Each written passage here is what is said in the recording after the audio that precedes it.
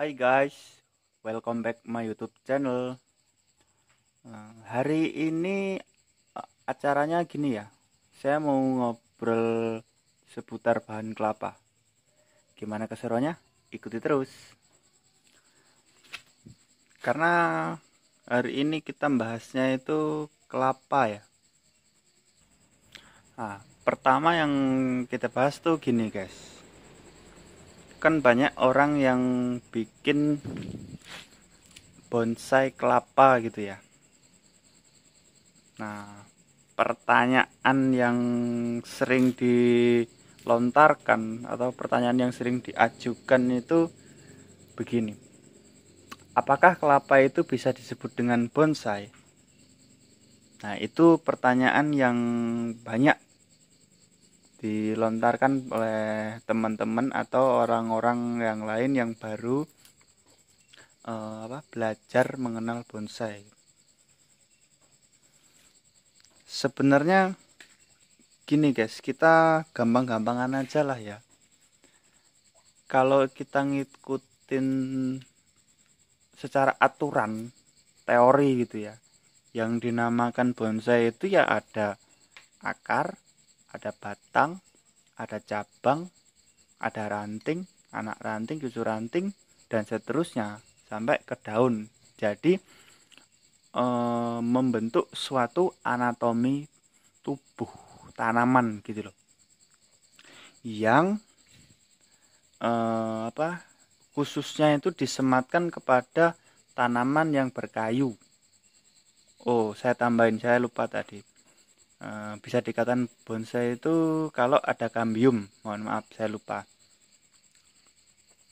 Jadi berkambium, berbatang kayu, punya akar, batang, cabang, ranting, anak ranting, seterusnya pokoknya. Nah, terus bagaimana dengan kelapa? Nah, kalau mengikuti aturan tersebut, kelapa nggak termasuk guys, karena kelapa hanya ada akar, batang, dan daun. Daunnya itu dibagi ya, maksudnya ada daunnya dan ada pelepah daunnya. Apa ya bahasa Indonesianya itu? Kurang paham juga saya. Nah, jadi bagi teman-teman yang lain yang baru belajar atau baru cari informasi yang seperti itulah ya, itu nggak usah dengerin yang atau nggak usah mikir yang seperti itu. Yang penting kita seneng, kita hobi. Ya awalnya mungkin dari seneng terus ke hobi. Mungkin hobi-hobi sekedar ini anget-anget tai ayam mungkin. Maksudnya hobi yang cepat datang dan juga cepat hilang. Nah, maksudnya orang-orang yang masih dalam fase-fase seperti itu nggak usah mikirin yang aneh-aneh. Nah, maksudnya gimana? Ya udah, kalau kalian seneng, kalian suka, kalian bikin atau kalian beli. Contoh, kita bahas kelapa ya kali ini ya. Kita shoot lebih dekat dulu. Jadi itu tadi guys, kalau secara keilmuan, secara teori dan secara hukum undang-undangnya ya, kelapa itu bukan masuk dalam kategori bonsai. Tetapi ya kalau kita suka, kita bikin, kenapa enggak? Toh yang nikmatin kita. Orang lain kalau ikut seneng ya nggak masalah. Kalau orang lain nggak suka ya nggak masalah. Oke, jadi mudah saya kira mudah dipahami ya. Di sini saya bukan bermaksud mau ngajarin atau gimana, nggak ada. Karena sebenarnya saya juga belajar sebenarnya. Saya cuman ngasih sekedar informasi yang saya ketahui. Sebenarnya bukan hanya saya ketahui, maksudnya saya tahu terus saya pahami pakai dua logika. Maksudnya logika dengan yang pro dengan kontra gitu. Orang yang pro dengan bonsai bisa disebut sebagai kelapa bisa disebut sebagai bonsai. Dengan orang yang kontra, kelapa nggak bisa disebut sebagai bonsai. Nah, kalau saya pahami itu ya itu tadi, sudah saya sebutkan itu tadi. Yang penting kita suka, kita bikin, udah simpel, selesai. Oke, lanjut. Saya mau di sini saya mau kasih lihat sekalian ya. Nah, itu hasil programan saya kemarin. Di video sebelumnya, nanti saya bagikan di akhir tayangan. Saya ngasih tips cara ngecilin daun.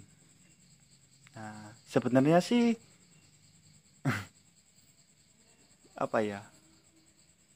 Tips dan trik itu umum dan sering dilakukan oleh para teman-teman yang lain. Tetapi kemungkinan persentase berhasilnya itu berbeda-beda. Karena kondisi pohon, kondisi tanaman, nah itu juga berbeda-beda. Jadi gini guys, gimana kita ngecek programan kita berhasil apa enggak tuh gini. Nah, kemarin itu kan ini. Hanya ada ini. 1, 2. Nah, 2 ini.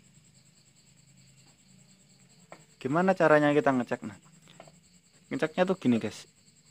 Panjang pelepah. Sebentar. Misalnya ini yang jadi patokannya ya. Panjang pelepah tuh segini.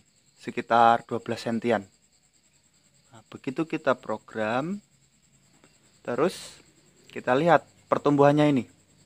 Nah, ini usahakan kalian kalau nyaya tuh jangan seperti saya ya. Ini banyak luka-luka.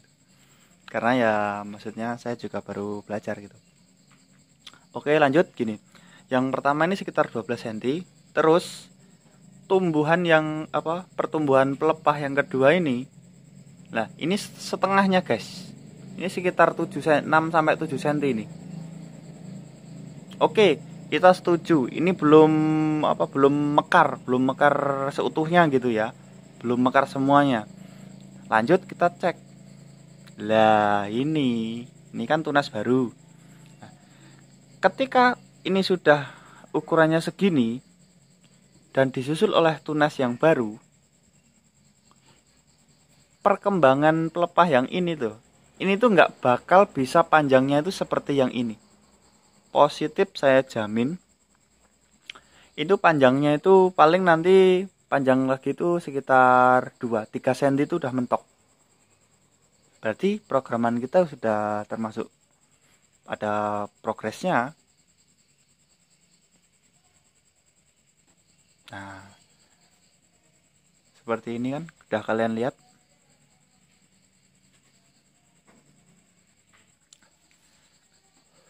Kalau kalian sudah sudah bikin bahan, terus kalian pelajari, kalian amati lah, itu pasti kalian paham dengan maksud saya ini loh.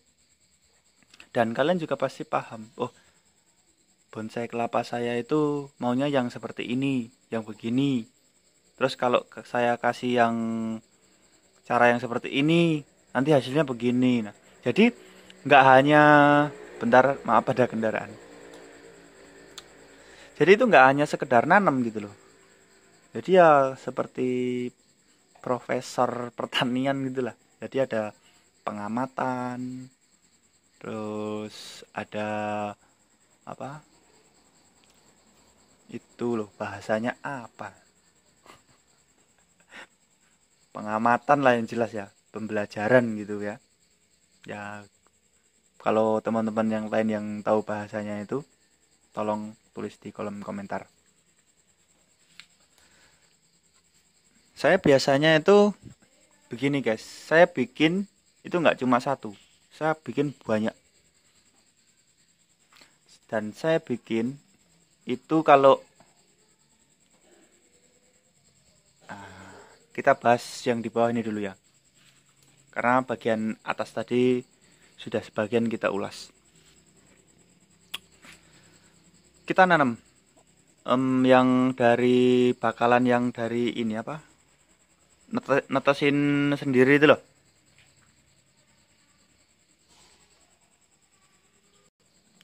Maksudnya itu batok kelapa yang belum ada tunasnya atau kelapa yang sudah bertunas. Otomatis itu kan itu masih dalam proses ini apa? Pembibitan lah bahasanya itu. Nah, sebenarnya dari dari awal itu sudah kelihatan, guys. Maksudnya ya jelas bibit mempengaruhi. Contoh, bibit kelapa besar itu kemungkinan menjadi bahan kerdil. Kalian paham kelapa besar kan ya, yang biasa buat sayur itu loh, yang batoknya besar-besar. Nah, itu kemungkinan menjadi kerdil itu 30%, guys. Saya sudah pernah nyoba semua. Dan paling enak itu ya kalian bikin dari kelapa gading yang oranye, yang kuning, atau kelapa hijau yang seperti ini. Kelapa hijau yang model kayak kelapa apa? Hibrida tuh. Pokoknya yang kelapa yang kecil-kecil itu loh. Nah, setelah kalian proses pembibitan, kan udah kelihatan prospeknya gitu.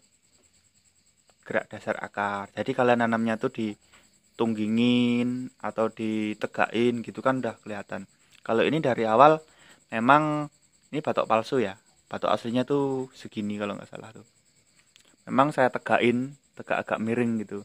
Jadi karena saya mau bikin tuh terlihat expose root, kelihatan akarnya. Jadi usahakan tuh kalau mau bikin di awal itu kalian bikin konsepnya. Makanya saya sarankan bikin yang banyak. Kenapa? Jadi kalian tuh punya gaya yang bermacam-macam. Contoh ada yang gaya seperti ini. Terus ada yang apa? Gaya miring, gaya menggantung, seperti itulah. Nah, kalau sudah seperti itu, usahakan tanah itu tanah yang apa? Yang gembur. Subur juga boleh, tapi yang jelas gembur lah. Karena itu memudahkan kalian dalam programan selanjutnya. Contoh, saya dari pertama nanam di sini ya, di pot yang sekecil ini. Belum misalkan selama 2 tahun ya, akar positif memang sudah penuh di dalam, guys. Tapi belum pernah direpotting atau ganti pot.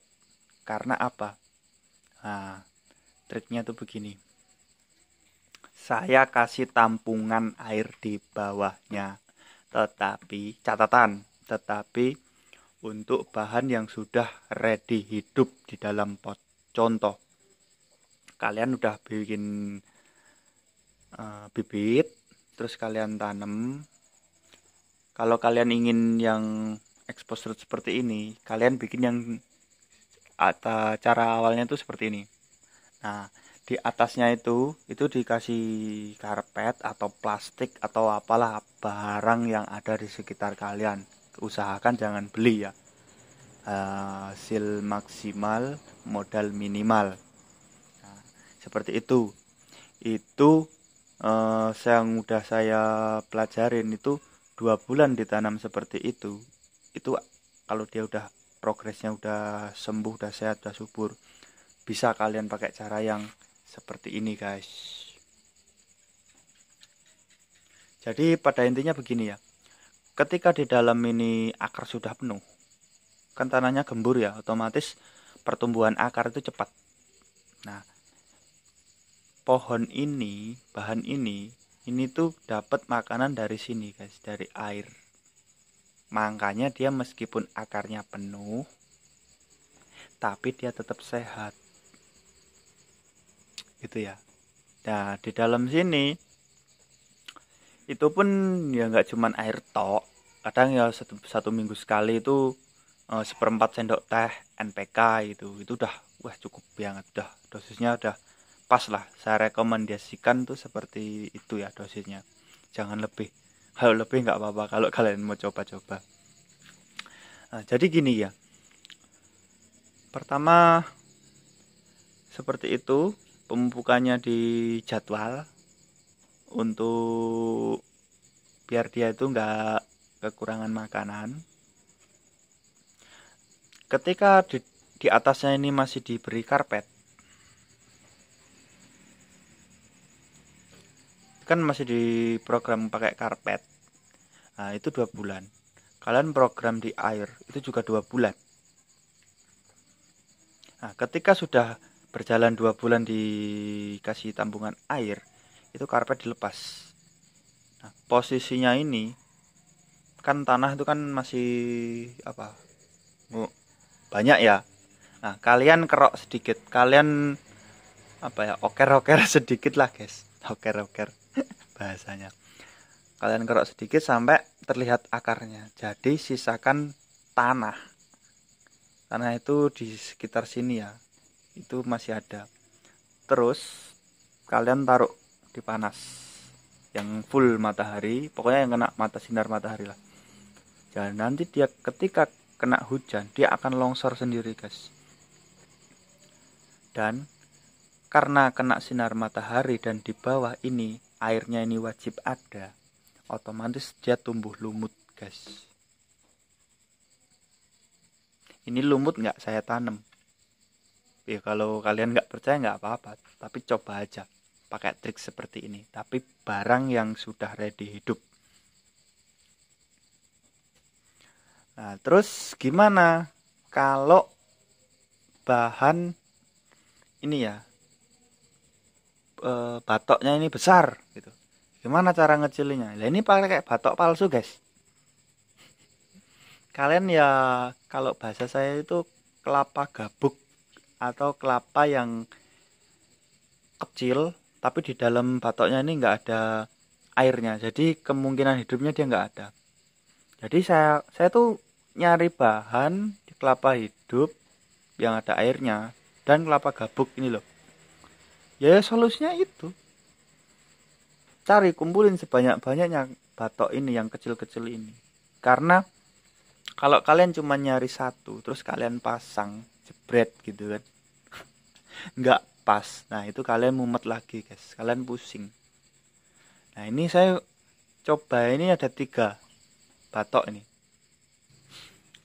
Saya masih ada nyimpen satu, yang satu udah saya kasih ke teman saya, Om Yudi namanya. Beliau juga senior. Nah contoh ini kan begini guys. Kalau yang ini kan lekuan batoknya itu kelihatan ya, jadi imbang dengan sini, expand gitu loh. Jadi dari atas ke bawah itu gede gitu. Nah kalau pakai ini loh, ini kan gedenya ini terlalu nonjol. Jadi ya saya pasang nggak cocok, saya bongkar, saya ganti lagi. Pokoknya seperti itu guys. Ini kecil banget guys.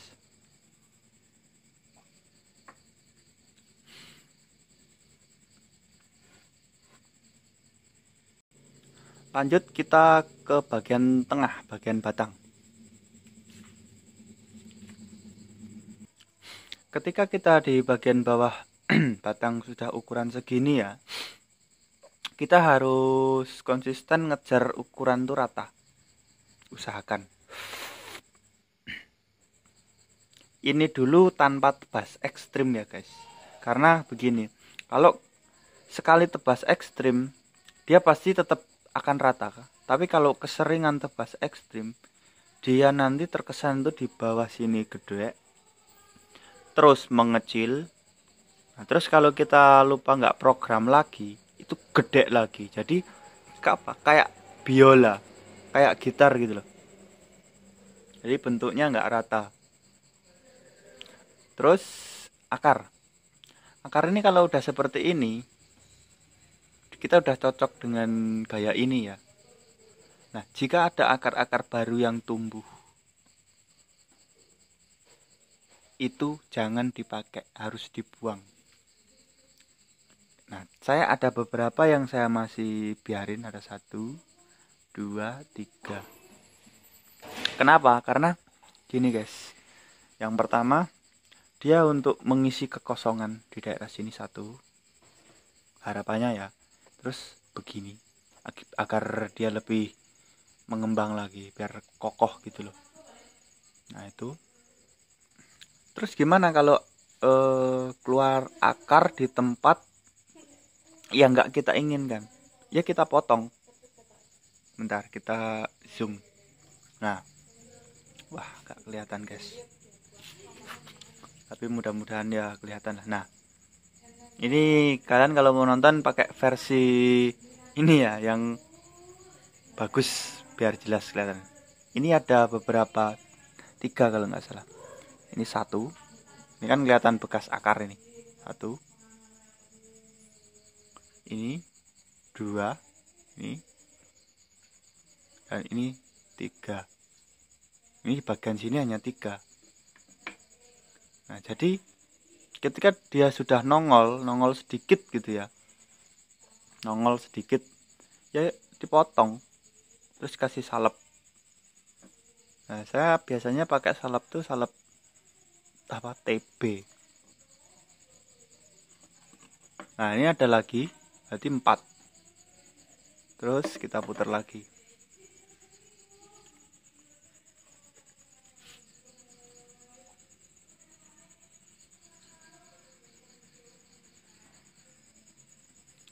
Wah, ini malah jelas guys. Nah, ini bekas potongan akar, ini. Nah, ini malah kerowak apa ya? Berlubang. Terus ini dan ini. Nah, ini. Jadi kalau kita nggak kontrol nanti merusak guys.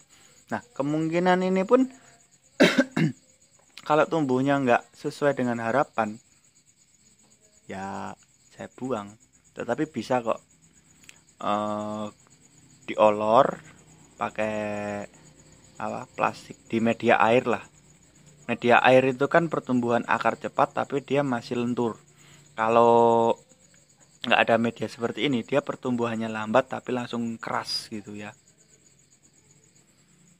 Nah, di media air terus nanti kalau udah agak panjang ditekuk pakai kawat diikat, itu bisa. Tapi nanti kita lihat perkembangannya. Lanjut, kita kembali ke atas lagi. Ke atas naik sedikit. Batang biar dia rata. Jadi gini. Teorinya gini, guys. Nah, ketika di pangkal pelepah ini tuh nanti kan kalau dia sudah terlihat tua kan pasti di sini ada benjolan gitu ya. Pelepahnya itu agak benjol gitu. Nah, itu biasanya saya kalau udah benjol lebih kira-kira setengah senti gitu ya. Ya pakai perkiraan aja sih. Setengah senti atau 1 senti itu saya potong meskipun pelepah tersebut belum tua. Ini kalau udah kelihatan benjol 1 senti atau setengah senti itu saya potong meskipun ini belum tua. Teorinya seperti itu. Tapi gimana Om kalau kita terlambat atau terlalu cepat motong? Gampang. Nanti ini mengering. Ini kan mengering nanti bekas potongannya. Nah, kita rapikan aja guys. Kalau dia udah kering gini ya, misalnya bentar saya cari dulu. Nah, ini kelihatan nggak? Ini kan ada lubang sedikit, cekungan sedikit. Nah, bagian ini yang agak gede kan ya. Jadi teorinya gampang guys. Jadi nunggu ini kering. Setelah itu kita rapikan pakai pisau gitu. Terus gimana Om kalau ini sampai terlihat putih atau hijau gitu ya, maksudnya sampai terluka gitu ya. Kalau kalian udah kelihatan sedikit ya kalian stop, tunggu kering dulu, kalian obatin pakai salep, pasti jaminan jos itu. Nah, ini juga, ini kan masih terlihat agak menjol. Nah, udah gini aja guys triknya, simpel kan. Lanjut ke bagian atas lagi, kembali ke paling atas. Masalah penyayatan. Kalau nyayat tuh orang beda-beda ya. Ada yang suka pakai cutter atau peso, atau yang apa, cutter pisau yang bedah itulah, yang bedah medis, yang kecil-kecil itu loh. Sebenarnya enak pakai itu karena dia kecil, jadi di sela-sela yang sempit dia bisa. Nah, jadi masalah penyayatan. Kalau kalian di daerah kalian tuh bebas dari ayam, kucing, hewan-hewan dan hama-hama yang lain, kalian sobek ini, kalian sayat sampai dari atas sampai ke bawah, itu nggak masalah karena positif aman. Nah, yang jadi permasalahan kan jika di daerah rumah kita itu ada hewan-hewan ya, kadang ayam, ada kucing, ada anak manusia itu kan, ya pokoknya yang gel-gel itulah, takutnya nanti patah karena masih terlalu muda, ini kan terlalu putih, kasihan. Tapi ada solusinya. Saya biasanya kalau sayat ekstrim itu bisa disebut sayat ekstrim ya. Solusinya itu sayat tali, biar dia apa, jika tersampluk tersenggol, nah dia tuh nggak patah, jadi saya tali keliling gitu. Nah, saya biasanya nyayat itu seperti ini guys. Nah, sedikit ditunggu sampai yang warna putih ini agak terlihat hijau, karena bahan ini kelapa hijau. Kalau bahan kelapa kuning ya kuning agak kehijau-hijauan gitu. Nanti tambah lagi, tambah lagi, tambah lagi, seperti itu. Nah, ini juga harus dibersihkan guys.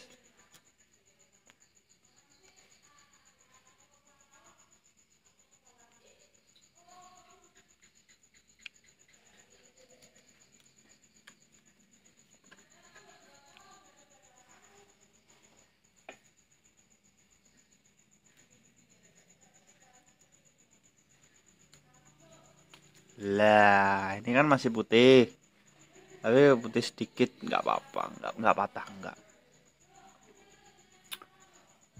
Nah, juga biasanya sih saya sobek sedikit di apa, di sebaliknya itu. Dah, nah, itu ya ditarik lah, dirapi-rapiin dikit lah. Nah, seperti ini guys.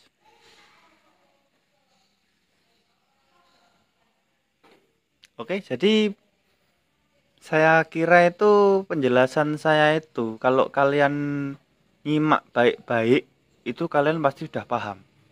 Karena saya ini apa ya, bahasa Indonesia saya juga nggak baik, jadi penjelasan saya itu menurut bahasa sehari-hari gitu, yang mudah dipahami loh menurut saya. Nah, setelah itu kalian praktek, pasti kalian tuh berhasil guys. Nih jempol 2 ini buat kalian.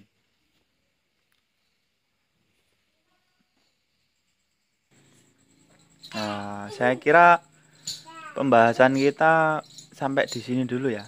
Nanti kapan-kapan saya bahas yang itu, yang apa, cabang itu. Itu bukan kembar, bukan cabang asli, tapi itu bikinan tapi nggak sengaja jadi gitu. Nanti kapan-kapan kita bahas itulah. Nah, oke. Thank you kalian sudah menonton. Jangan lupa di like, di share, di komen, dan di subscribe. Thank you guys. Kalian semua itu is the best.